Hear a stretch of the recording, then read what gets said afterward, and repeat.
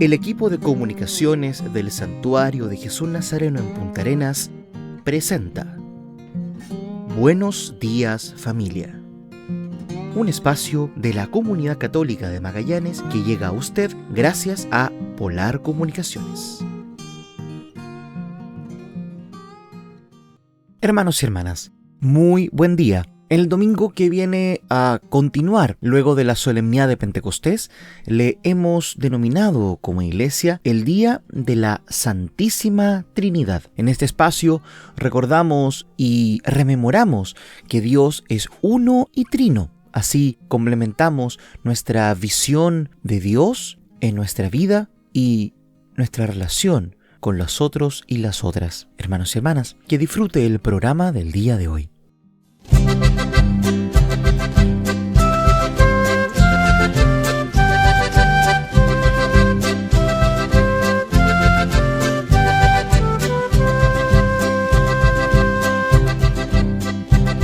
Gloria a Dios en las alturas y en la tierra amor y paz. Gloria a Dios en las alturas y en la tierra amor y paz. Gloria a Dios en las alturas y en la tierra amor y paz. Gloria a Dios en las alturas y en la tierra amor y paz. Gloria sea al Padre que nos ha creado para que vivamos siempre como hermanos. Gloria sea al Padre que nos ha creado para que vivamos siempre como hermanos. Gloria a Dios en las alturas y en la tierra amor y paz. Gloria a Dios en las alturas y en la tierra amor y paz.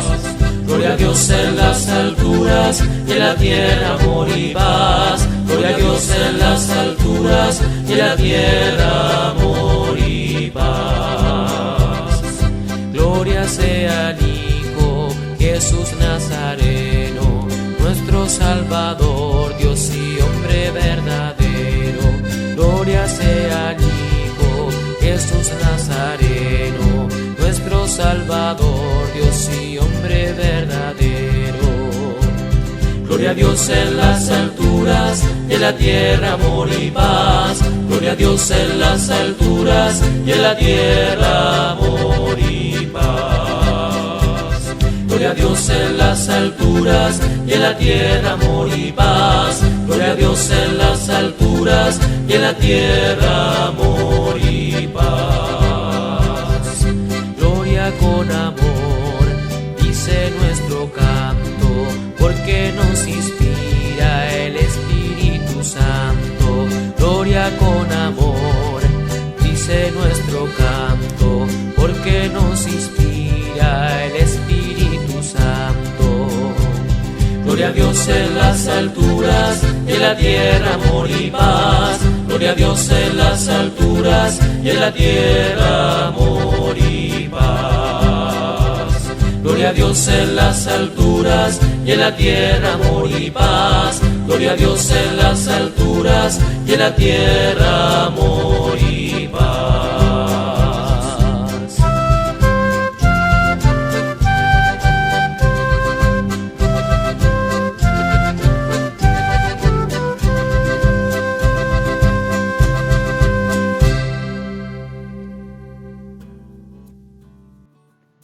Catequesis del Papa Francisco sobre renacer en la vejez.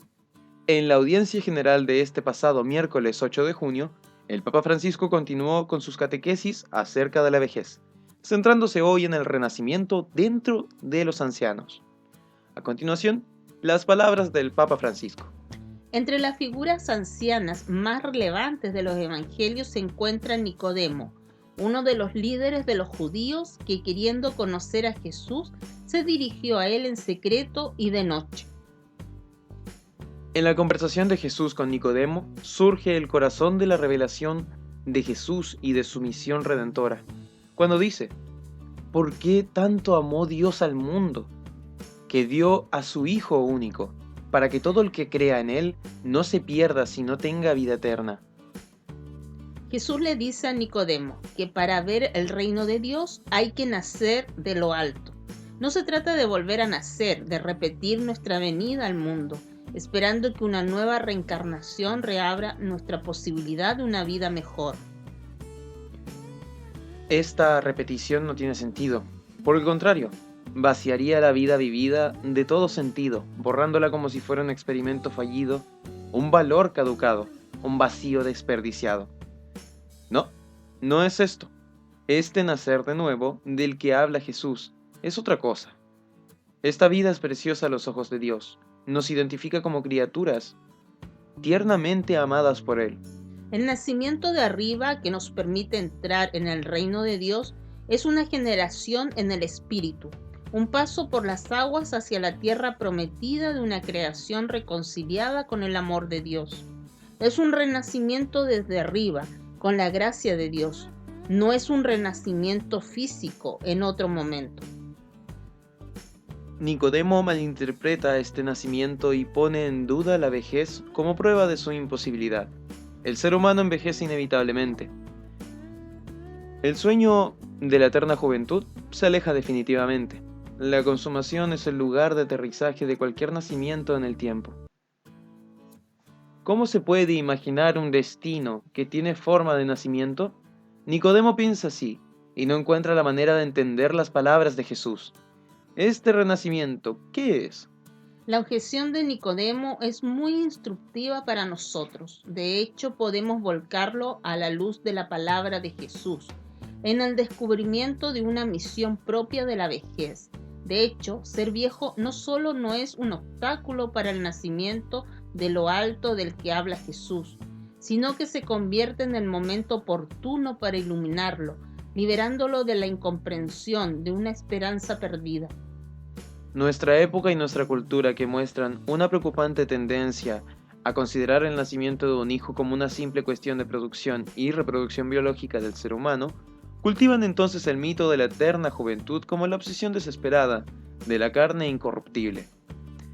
Porque la vejez es en muchos sentidos despreciada, porque lleva la prueba irrefutable de la desestimación de este mito, que nos haría volver al vientre materno para ser siempre joven este cuerpo. La tecnología se siente atraída por este mito en todos los sentidos. A la espera de vencer a la muerte podemos mantener el cuerpo vivo con medicamentos y cosméticos que retrasan, ocultan, eliminan la vejez. Por supuesto, una cosa es el bienestar y otra la alimentación de los mitos. Sin embargo, no se puede negar que la confusión entre ambos nos provoca una confusión mental. Confundir el bienestar con la alimentación del mito de la eterna juventud. Se hacen tantas cosas para recuperar esa juventud, tantos trucos, tantas cirugías para parecer más joven. Me acuerdo de las palabras de una sabia actriz italiana, Magnani, cuando le dijeron que tenían que quitarle las arrugas, y ella dijo: "No, no las toquen. Tantos años para conseguirlos. No los toquen". Es esto. Las arrugas son un símbolo de experiencia, un símbolo de vida, un símbolo de madurez, un símbolo de haber hecho un viaje. No los toques para que se vuelvan jóvenes, sino jóvenes de cara. Lo que interesa es toda la personalidad, lo que interesa es el corazón, y el corazón permanece con esa juventud del buen vino, que cuanto más envejece, mejor es. La vida en carne mortal es un bello inacabado, como ciertas obras de arte, que precisamente en su carácter incompleto tienen un encanto único. Porque la vida aquí abajo es iniciación, no finalización. Venimos al mundo así, como personas reales, como personas que progresan en edad, pero que son siempre reales. Pero la vida en la carne mortal es un espacio y un tiempo demasiado pequeños para mantener intacta y llevar un buen término la parte más preciosa de nuestra existencia en el tiempo del mundo. La fe que acoge el anuncio evangélico del reino de Dios al que estamos destinados tiene un primer efecto extraordinario, dice Jesús. Nos permite ver el reino de Dios. Llegamos a ser capaces de ver realmente los muchos signos de nuestra esperanza de realización de lo que en nuestras vidas lleva la marca del destino de Dios para la eternidad. Los signos son los del amor evangélico, de muchas maneras iluminado por Jesús, y si podemos verlos, también podemos entrar en el reino, con el paso del Espíritu, a través del agua regeneradora. La vejez es la condición concedida a muchos de nosotros en la que el milagro de este nacimiento de lo alto puede ser íntimamente asimilado y hecho creíble para la comunidad humana. No comunica la nostalgia del nacimiento en el tiempo, sino el amor por el destino final. En esta perspectiva, la vejez tiene una belleza única. Caminamos hacia lo eterno. Nadie puede volver a entrar en el vientre materno, ni siquiera su sustituto tecnológico y consumista. Esto no da sabiduría, esto no da un camino cumplido, esto es artificial. Sería triste incluso si fuera posible. El anciano camina hacia adelante, el anciano camina hacia el destino, hacia el cielo de Dios. El anciano camina con su sabiduría vivida durante la vida. La vejez es, por tanto, un momento especial para liberar el futuro de la ilusión tecnocrática de la supervivencia biológica y robótica, pero sobre todo porque se abre a la ternura del seno creador y generador de Dios. En este caso destacaría esta palabra, la ternura de lo antiguo. Observa a un abuelo o a una abuela cómo miran a sus nietos, cómo acarician a sus nietos. Esa ternura, libre de toda prueba humana, que ha superado las pruebas humanas y es capaz de dar libremente el amor, la cercanía amorosa de uno para el otro. Esa ternura abre la puerta a la comprensión de la ternura de Dios. No olvidemos que el Espíritu de Dios es cercanía, compasión y ternura. Dios es así, sabe acariciar, y la vejez nos ayuda a comprender esta dimensión de Dios que es la ternura. La vejez es el tiempo especial para disolver el futuro de la ilusión tecnocrática, es el tiempo de la ternura de Dios que crea un camino para todos nosotros. Que el Espíritu nos conceda la reapertura de esta misión espiritual y cultural, de la vejez que nos reconcilia con el nacimiento de lo alto.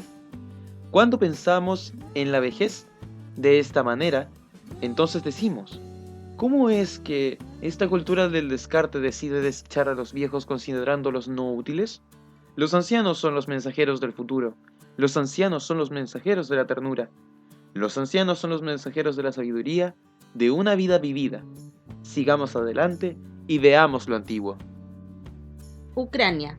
El Banco Mundial denuncia los riesgos económicos de la guerra. Los combates continúan en el Donbass. 2 hospitales en Severodonetsk bombardeados. Kiev pide armas y ayuda y habla de 31.000 soldados rusos muertos hasta ahora. Existe una preocupación mundial por la escasez de alimentos, el aumento de la inflación y la baja productividad. En Ucrania, el día de guerra número 105 se abrió con nuevas cifras de la tragedia. Kiev anunció que ya han muerto más de 31.000 soldados rusos, mientras que Moscú anunció que ha trasladado dentro de sus fronteras a 1.000 soldados ucranianos hechos prisioneros en Mariupol para ser juzgados. Por su parte, el presidente ucraniano Zelensky anuncia que ha hecho lo necesario para que Ucrania ingrese a la Unión Europea y que ahora se espera una respuesta de las autoridades de Bruselas. El presidente de la Comisión de Asuntos Exteriores del Parlamento Europeo, Herman McAllister, declaró que Kiev debería recibir armas, equipamiento y el estatus de candidato a la Unión Europea, como clara señal política de solidaridad con el valiente pueblo de Ucrania. De hecho, las esperanzas del ejército ucraniano de resistir y recuperar los territorios ocupados por las tropas de Moscú están vinculadas al envío de nuevas armas, en particular de Estados Unidos y Gran Bretaña. Más tarde, un periodista estadounidense informó de que el rabino jefe de Moscú, Pinchas Goldsmith, abandonó Rusia a principios de marzo porque se negó a apoyar públicamente la invasión de Ucrania como le exigía el Kremlin. Sobre el terreno, Zelensky sostiene que las fuerzas rusas no hicieron ayer ningún progreso significativo en la región oriental de Donbass, mientras que 2 hospitales fueron bombardeados en Severodonetsk Mientras tanto, Bruselas acusa a Rusia de destruir la segunda mayor terminal de trigo. Se habla de chantaje alimentario por parte de Moscú, ya que la situación amenaza con desestabilizar no solo a los países más pobres donde escasean los alimentos, sino también a Europa, a la que podrían llegar flujos migratorios incontrolables. La guerra en Ucrania está frenando la actividad, las inversiones y el comercio a corto plazo, y es una de las principales causas del drástico recorte de las previsiones de crecimiento mundial para este año, con efectos negativos especialmente en los países más pobres. Así lo denuncia el último informe de Global Economic Prospect, Perspectivas Económicas Mundiales, publicado ayer por el Banco Mundial. El documento hace prever un grave riesgo de desnutrición y agravamiento del hambre e incluso carestía en algunas zonas, sobre todo en los países que aún luchan por recuperarse de la pandemia y en los que la renta per cápita se mantiene este año en un 5% por debajo de los niveles anteriores al virus. También se habla de la estanflación. El término, que se remonta a los años 70, indica un periodo prolongado de bajo o nulo crecimiento del producto y alta inflación, una combinación crítica. El riesgo es hoy considerable, según el Banco Mundial, acelerado por la invasión rusa con consecuencias desestabilizadoras para las economías de ingresos bajos y medios. Se trata de predicciones, pero dan a pensar el crecimiento mundial anual es del 2,9% frente al 4,1% de enero, pero en 2 años podría ser cero. El Banco Mundial pide que se tomen medidas inmediatas para mitigar las consecuencias de la guerra en Ucrania, que se ayude a los países a pagar los alimentos y el combustible, y que se acelere el prometido alivio de la deuda evitando políticas distorsionadoras, como el control de precios y la prohibición de las exportaciones. La persistencia de la inflación, otro dato significativo y alarmante del que se ha informado, plantea la posibilidad de que los bancos centrales suban drásticamente los tipos de interés para enfriar la demanda. Pero esto podría provocar una crisis mundial más dura y crisis financieras también en los mercados emergentes. Tomar decisiones es fundamental en la vida. Pedir la luz de Dios para que nuestras decisiones sean las mejores. Me acabo de levantar, el día comienza y sé que tengo por delante muchas horas de trabajo. Después de un breve descanso durante el fin de semana, vuelvo a la rutina, tomar un baño, preparar lo que me llevaré para desayunar, ir al trabajo, realizar compras, hacer encargos, comer, hacer pendientes e irme a dormir a altas horas de la noche. En fin, que mientras Dios lo quiera, algo así es mi día a día. Creo que todos pasamos por el proceso de armarnos una rutina, cuando por la gracia de Dios tenemos trabajo y es normal, porque somos seres que necesitamos estabilidad, orden y control. Pero también requerimos tiempo para relajarnos, convivir con la familia y amigos, para descansar y realizar actividades que nos permitan crecer y alimentar nuestro espíritu. En fin, sea cual sea nuestro modo de vida, en todo momento tenemos que tomar más de una decisión. Y para eso es muy importante entender que las decisiones no pueden aplazarse eternamente. Por ejemplo, si en el trabajo nos piden un proyecto tedioso, tarde o temprano tendremos que darle salida. Por eso lo ideal será sentarnos un rato diariamente hasta tenerlo completo. Y para hacer este ejercicio primero tuve que tomar la decisión de sacudirme la flojera mental y esbozar un plan para llevar a cabo el encargo. Si en la familia deseamos realizar algún viaje, es necesario decidir a dónde iremos, cuánto dinero se va a necesitar, cuánto tiempo nos llevará a ahorrarlo y después, en dónde nos vamos a hospedar, cuántos días estaremos afuera, qué hay que llevar, qué hay que hacer para dejar la casa en orden. En fin, hay una serie de pasos a dar que se vuelven decisiones importantes, ya que de ellas dependen el éxito de nuestras empresas. Por eso aquí le dejamos algunos consejos que pueden resultar útiles a la hora de decidir. Primero, si estás enojado, no te precipites. Es muy común querer terminar pronto con algo cuando nuestro estado de ánimo está exaltado. Pero lo más seguro es que nos arrepintamos después de lo dicho o lo hecho, como terminar una relación, exigir explicaciones, discutir con un ser querido, concluir un negocio y más situaciones que con la cabeza fría habríamos tratado de otro modo. Segundo, la alegría puede nublar la razón. De la misma manera que el enojo, sentirse muy contento puede provocar que la persona crea que las cosas siempre serán de la misma manera. Por eso, el exceso de optimismo podría conducirle a errar una decisión, como aquellas personas que en un impulso deciden casarse sin antes planear su futuro o conocer bien a su cónyuge, lo cual puede aplicarse también a los amigos, socios, compras, etc. Tercero, si tienes hambre, no estás en condiciones de decidir. Me viene a la cabeza el ejemplo bíblico de Esaú y Jacob, los hermanos que eran hijos de Isaac. Cuenta la historia que Isaac, estando muy enfermo y sintiendo que se acercaba la hora de su muerte, había quedado ciego y quería dar a su hijo Esaú la bendición reservada al primogénito, la cual le conferiría el poder y autoridad ante sus descendientes. Esaú regresaba del campo hambriento y supo que su padre quería verlo. Jacob había guisado unas deliciosas lentejas y, aprovechando las circunstancias, cambió a su hermano la primogenitura por un plato de guiso. Esaú accedió gustoso, y mientras ingería el alimento, Jacob recibió la bendición de su padre. Por eso se dice que no hay que venderse por un plato de lentejas. Es decir, la necesidad del momento no debe obligarnos a decidir. Mejor pensemos qué otras opciones hay para elegir la más adecuada. Cuarto, la soledad a veces es mala consejera. Estar solo puede ayudar a la persona a reflexionar, a interiorizar y entender qué va a pasar consigo, o simplemente le ayudará a dar su momento para pacificar sus emociones. Pero cuando alguien se encuentra solo porque no tiene familia cerca o está pasando por un periodo de depresión, entonces podría resultarle dañino tomar decisiones.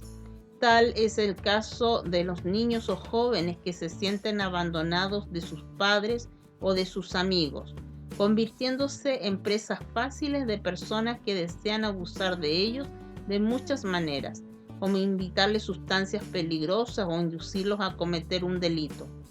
Lo mismo ocurrirá con un adulto que, estando solo y en situación vulnerable, terminará siendo víctima de alguien que le prometa ayuda a cambio de un alto precio, como su dignidad o su libertad.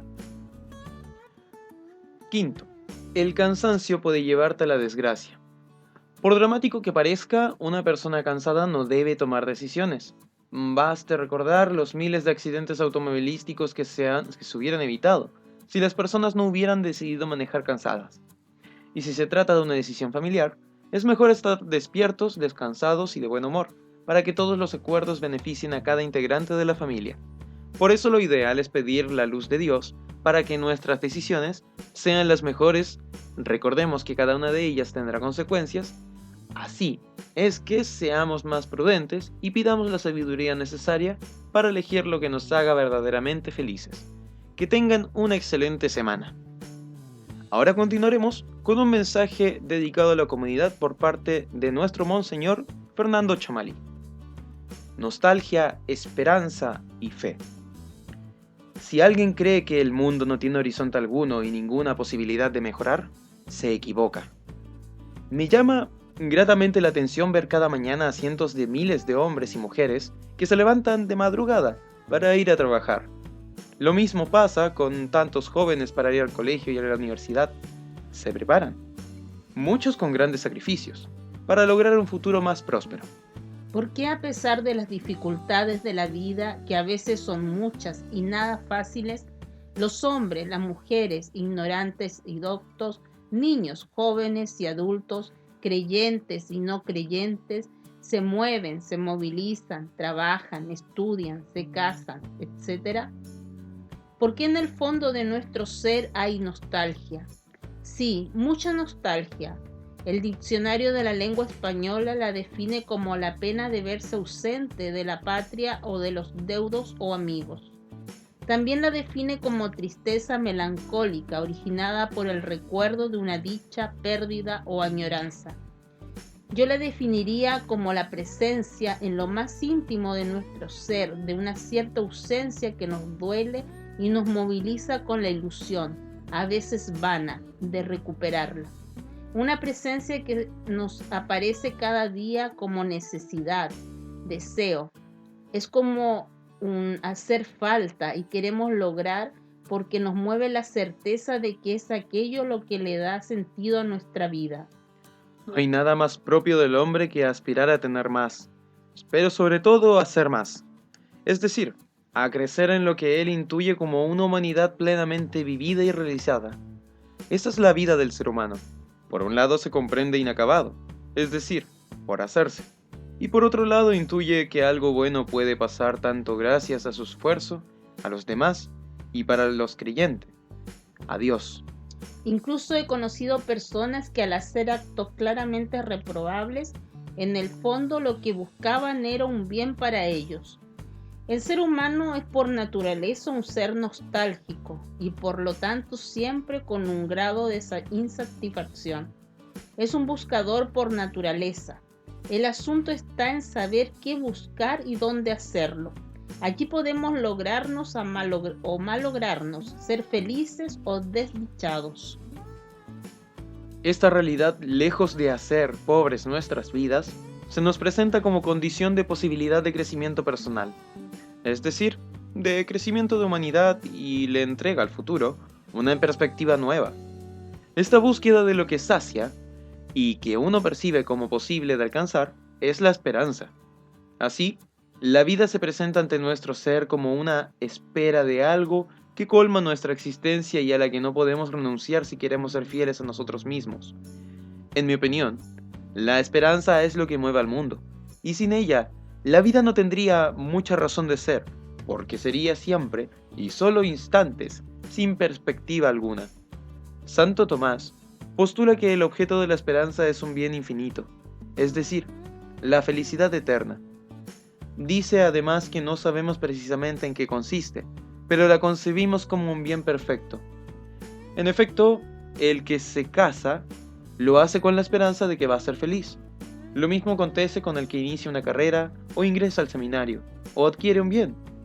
Todo movimiento es hacia algo que no tenemos y que deseamos, y que lo vemos como posible fuente de plenitud y de felicidad, es decir, como un bien. Aquí va una conclusión llena de alegría y optimismo. Si alguien cree que el mundo no tiene horizonte alguno y ninguna posibilidad de mejorar, se equivoca. Mientras haya un ser humano que se movilice en busca de algo o de alguien, significa que algo bueno puede pasar. Y me atrevo a decir, pasa. El mundo dejará de ser un bien cuando se acabe la esperanza y la nostalgia que nos mueve día a día a levantarnos. Y ello a pesar de todo. Hace años atrás visité a una anciana gravemente enferma por padecer un cáncer terminal. Al saludarla me pidió que por favor cerrara la ventana de su pieza porque se podía resfriar. ¡Qué maravilla!, pensé. Esta mujer, sabiendo que se va a morir, tenía razones muy potentes para cuidarse de un resfriado.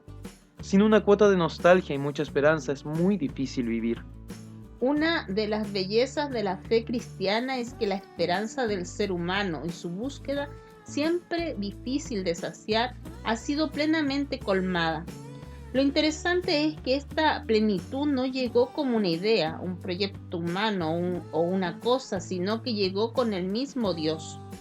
Por ello postulo que en el fondo toda búsqueda en el ámbito de lo finito no es otra cosa que una búsqueda de infinito.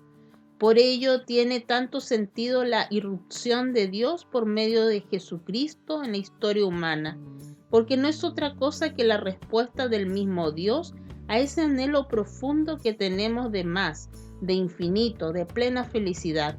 San Agustín decía que su corazón estará inquieto hasta que no descanse en Dios. Y Santa Teresa, que moría porque no moría dado que solamente en Dios encontrará la plenitud que en la tierra solo puede intuir y pregustar. En este contexto, la fe, la opción creyente, adquiere plena carta de ciudadanía en nuestras vidas, porque nos recuerda que las búsquedas de todos los días tienen una respuesta contundente que el hombre hubiese sido incapaz de considerar.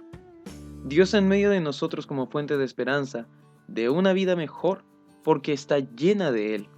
Aquí es donde la labor de la Iglesia encuentra pleno sentido y plena realización. Actuar en medio de la historia y las vicisitudes de la vida que Dios nos ama y nos guía por el sendero del amor, de la paz, que es la condición de posibilidad para ser felices. Así la vida se presenta para el que cree en la consumación de la promesa ofrecida por el mismo Dios, de ser testigos de su amor y dar testimonio de Él. En este contexto, la fe, la opción creyente, no se comprende como una mera moral o como un conjunto de mandamientos que hay que cumplir por cumplir, sino como la posibilidad de vivir en plenitud después de haber encontrado la respuesta a las preguntas que anidan en el corazón, y las hace vida viviendo en consecuencia de acuerdo a lo bueno, lo bello, lo justo, lo correcto. Aleluya.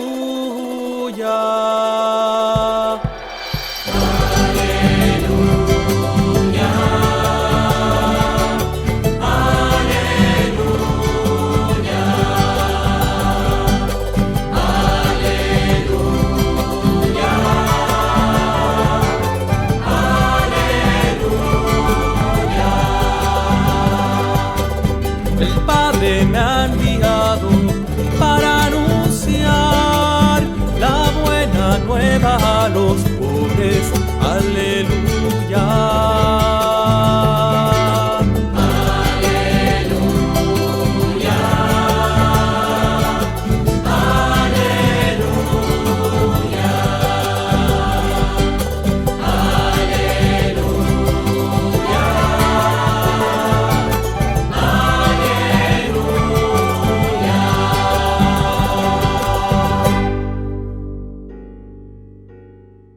Del Evangelio según San Juan. Jesús dijo a sus discípulos: «Todavía tengo muchas cosas que decirles, pero ustedes no las pueden comprender ahora. Cuando venga el Espíritu de la verdad, Él los introducirá en toda la verdad, porque no hablará por sí mismo, sino que dirá lo que ha oído y les anunciará lo que irá sucediendo.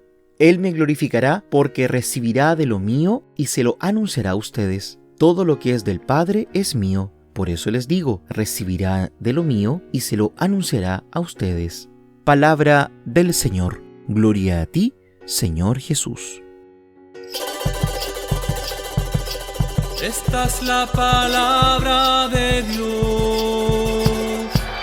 Gloria y honor a ti, Señor Jesús.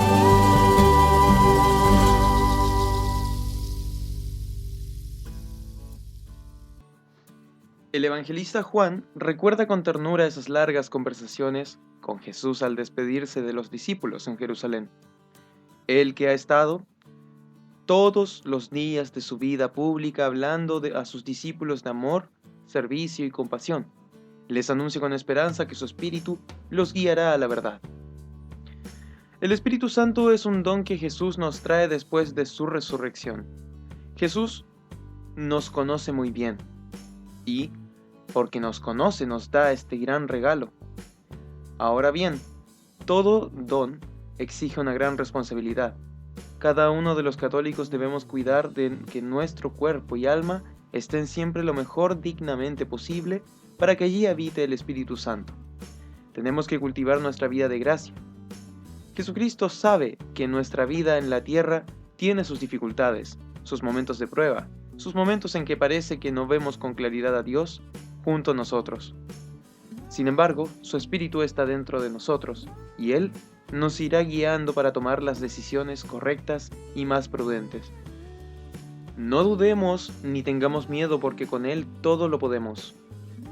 El Evangelio de hoy nos sigue animando a cultivar una actitud de discernimiento permanente. El Espíritu Santo nos guía hacia la verdad.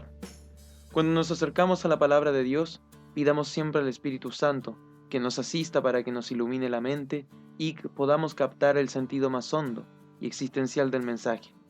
Asimismo, pidámosle que haga arder nuestro corazón con el fuego del Evangelio y nos impulse a ponerlo en práctica. Dios nos ama y no duda nunca en atender nuestras súplicas. No obstante, Dios nos quiere fieles y entregados confiadamente a Él.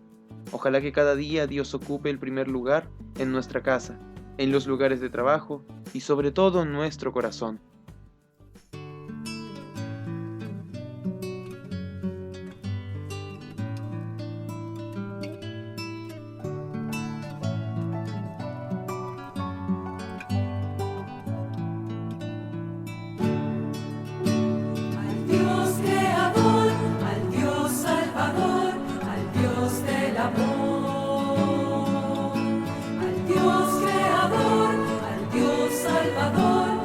Dios del amor, nuestra eterna alabanza.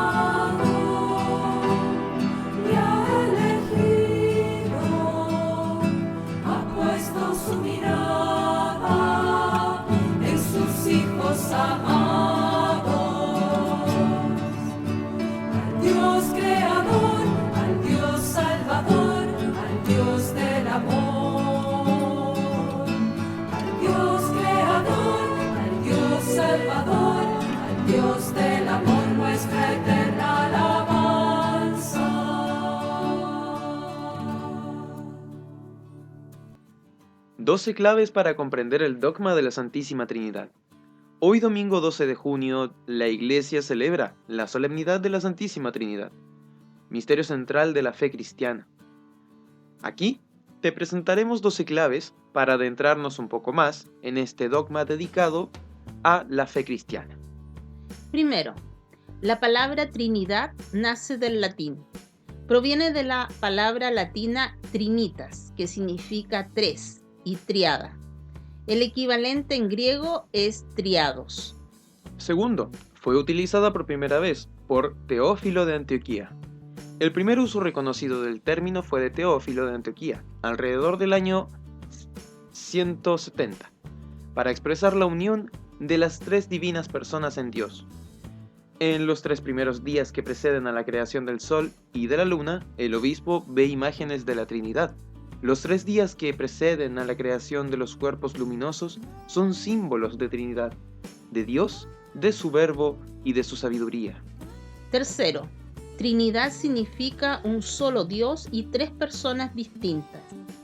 El compendio del Catecismo de la Iglesia Católica lo explica así. La Iglesia expresa su fe trinitaria confesando un solo Dios en 3 personas, Padre, Hijo y Espíritu Santo.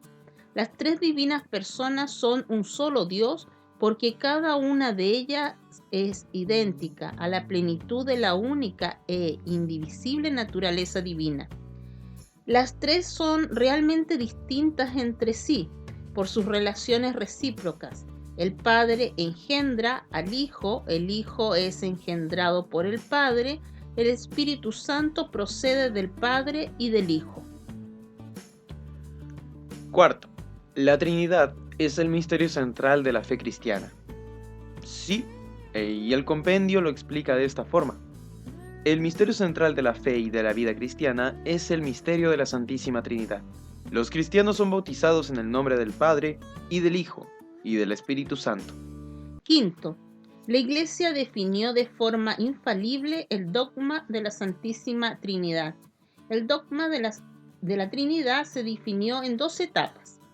En el primer concilio de Nicea, en el año 325 después de Cristo, y el primer concilio de Constantinopla en el año 381 después de Cristo.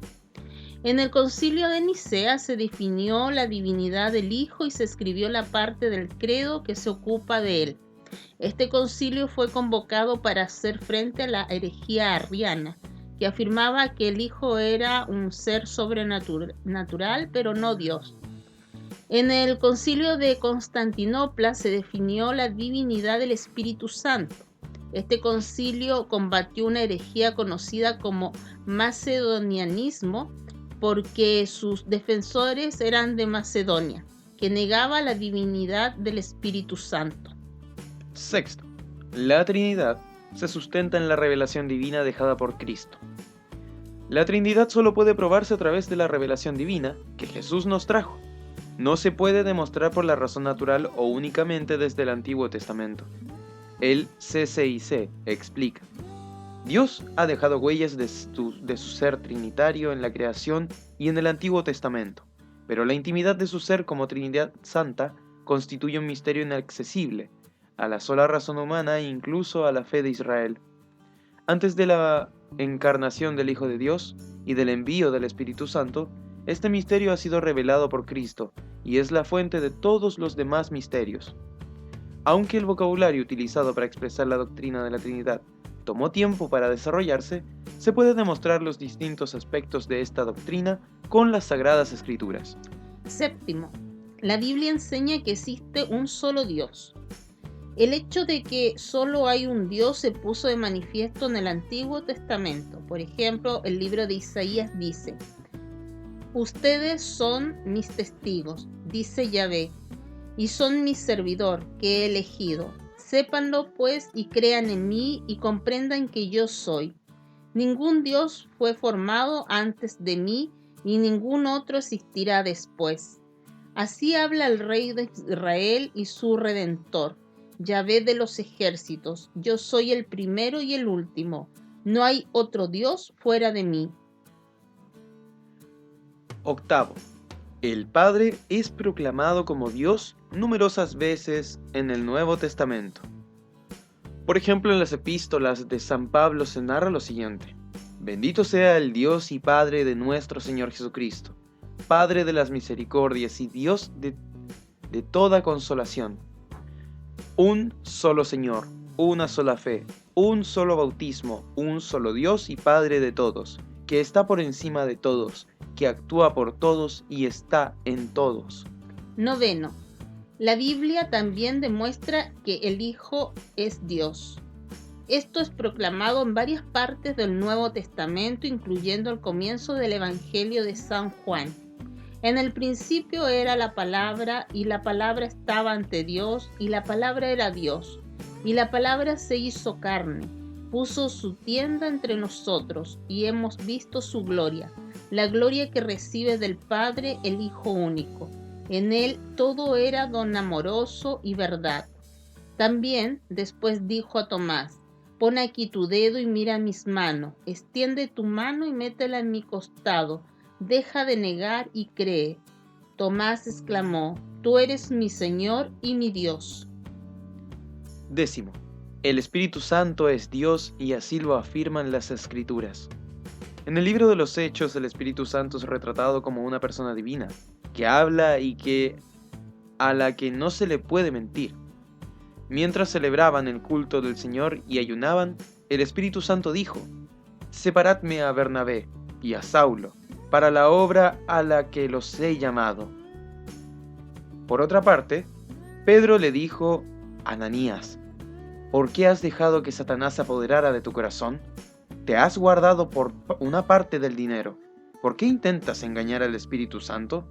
Podías guardar tu propiedad, y si la vendías, podías también quedarte con todo. ¿Por qué has hecho eso? No has mentido a los hombres, sino a Dios. 11. La distinción de tres personas divinas se demuestra con la Biblia. La distinción de las personas se puede demostrar, por ejemplo, en el hecho de que Jesús habla a su Padre. Esto no tendría sentido si fueran una y la misma persona. En aquella ocasión Jesús exclamó: yo te alabo, Padre, Señor del cielo y de la tierra, porque has mantenido ocultas estas cosas a los sabios y entendidos, y las has revelado a la gente sencilla. Sí, Padre, pues así fue de tu agrado. Mi Padre ha puesto todas las cosas en mis manos. Nadie conoce al Hijo sino el Padre, y nadie conoce al Padre sino el Hijo, y aquellos a quienes el Hijo se lo quiera dar a conocer.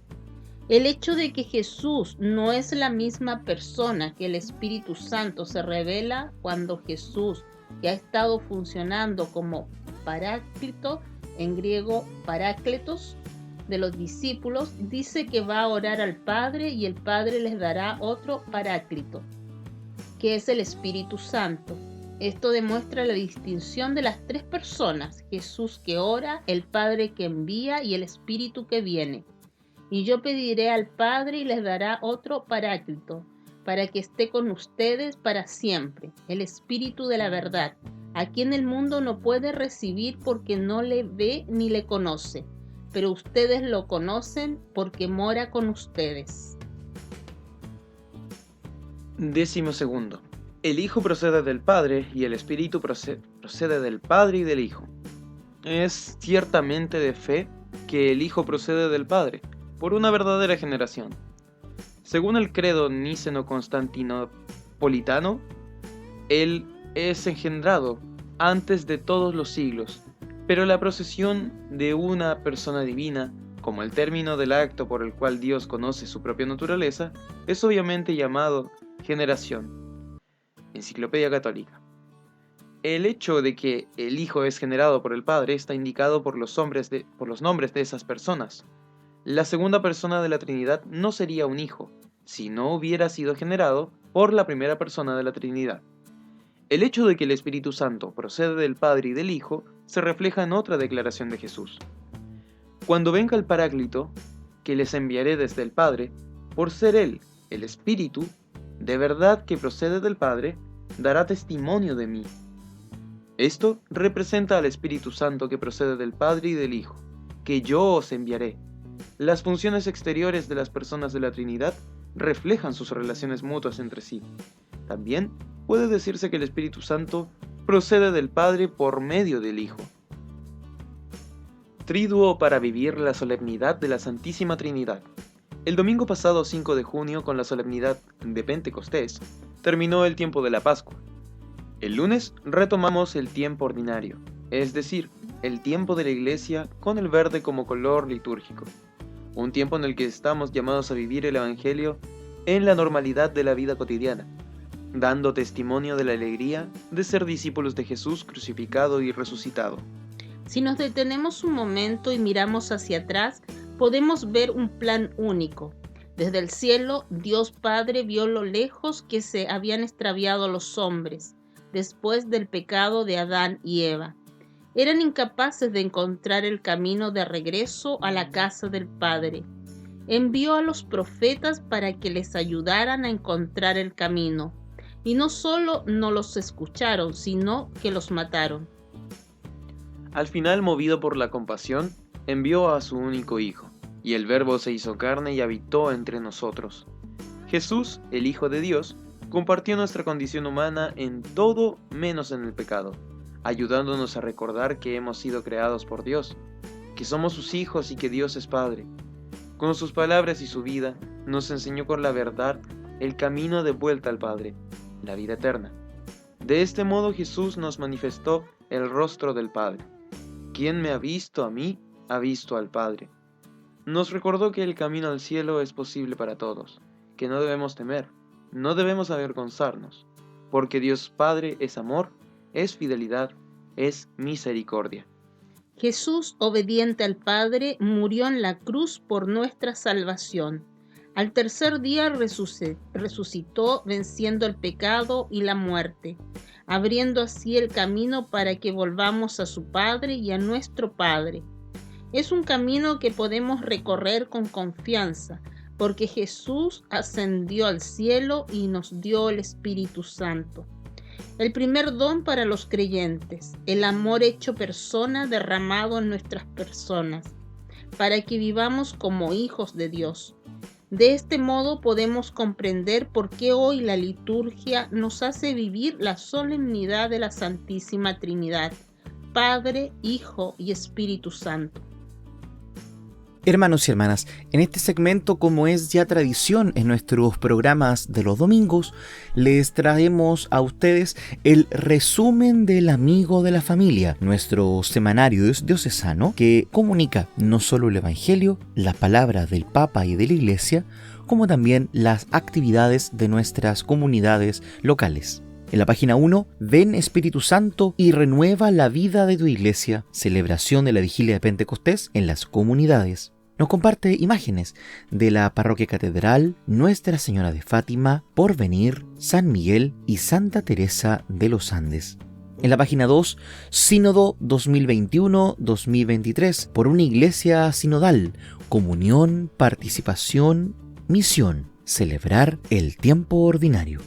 En la página 3, confirmaciones de jóvenes en la Parroquia Catedral, comunidad Cristo, amigo de todos, celebró su aniversario. Sacramento del bautismo en la parroquia Cristo Obrero. Convivencia en la comunidad Dios Padre. Legión de María celebró un nuevo aniversario. Reinauguración de la capilla Mártires Salesianos. Y homenaje póstumo a Sor Paola Alsbergrin Sánchez. Hermanos y hermanas, del 5 al 12 de junio hemos estado en la semana de oración por la unidad de los cristianos. Nosotros hemos visto aparecer su estrella en Oriente y venimos a adorarle. Somos una iglesia en camino, en prevención de abusos, Comisión Nacional de Ecumenismo y Diálogo Interreligioso CONEDI. Santoral Católico de la Semana. Les saludamos muy cordialmente hoy domingo 12 de junio en la solemnidad de la Santísima Trinidad. Les recordamos el elenco de santos y santas que se celebran esta semana para que aprovechen a saludar a sus familiares y amigos que estarán de onomástico. Hoy, domingo 12, San Onofre. El día lunes 13, San Antonio. El día martes 14, San Eliseo. El día miércoles 15, San Leonidas, Santa Manuela y Santa Micaela. El día jueves 16, San Aurelio. El día viernes 17, San Ismael. El día sábado 18, San Salomón. Y el próximo domingo 19, San Romualdo. Hemos finalizado el espacio radial dedicado a la comunidad católica de Magallanes desde el equipo de comunicaciones del Santuario de Jesús Nazareno, que cada domingo en 2 horarios, a las 8 de la mañana y luego del mediodía, nos acercamos a cada una y cada uno de ustedes con el mensaje de nuestro Señor a través de Polar Comunicaciones. Les invitamos a participar de las diversas celebraciones eucarísticas en nuestras comunidades y en particular en nuestro santuario a las 4 de la tarde hoy domingo. Hermanos y hermanas, que tengan una feliz semana, que Dios los bendiga y que esté muy bien. El equipo de comunicaciones del Santuario de Jesús Nazareno en Punta Arenas presentó Buenos Días Familia, un espacio de la comunidad católica de Magallanes que llega a usted gracias a Polar Comunicaciones. Esperamos encontrarnos con usted la próxima semana.